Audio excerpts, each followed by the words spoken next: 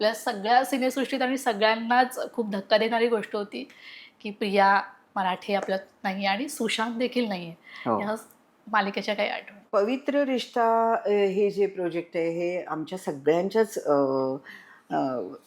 हृदयात मध्ये एक वेगळं स्थान आहे या सिरियलच्या संदर्भात.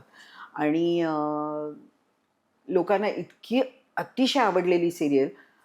फक्त एक म्हणजे हे जे आपण म्हणतो ना, की प्रिया, सुशांत यांच्या बाबतीत हे जे काय झालं, ते आम्हाला सगळ्यांना फार चटका लावून गेला आणि आम्हाला फार खूप, खूप, खूप वाईट वाटलं.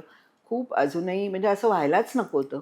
इतकी तरुण मुलं, इतकी गुणी मुलं अशा पद्धतीने आपल्यातून निघून जाणं, हे अजिबातच आम्हाला पटलेलंच नाहीये म्हणजे. ॲक्चुअली प्रियाचा आजारपणच माहिती नव्हतं आणि तिचं जेव्हा निधनाची बातमी आली तेव्हा धक्काच बसला. खूप धक्कादायक होतं.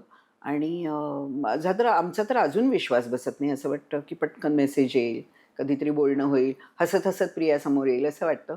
त्यामुळे सेटवर प्रियासोबतची अशी काही छान आठवण आहे ती अरे, तुम्हाला आम्ही असं खूप प्रेक्षकांना सांगाल? खूप दंगा करायचो. आम्ही खूप हास्यविनोद करायचो, खूप मजा-मस्ती करायचो. म्हणजे पवित्र रिश्तामध्ये आम्ही खूप काम पण करायचो. पण हं. कामाव्यतिरिक्त आम्ही इतके तास काम एकत्र केलेलं आहे, की आम्हाला ही सगळी मजा खूप आवश्यक होती आणि ती आम्ही पुरेपूर.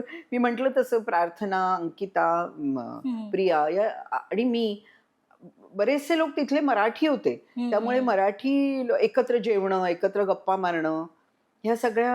आणि ह्याच्यात पण ती माझी मुलगी होती, त्याच्यामुळे हो. एक वेगळी जवळीक होती तिच्याबरोबर.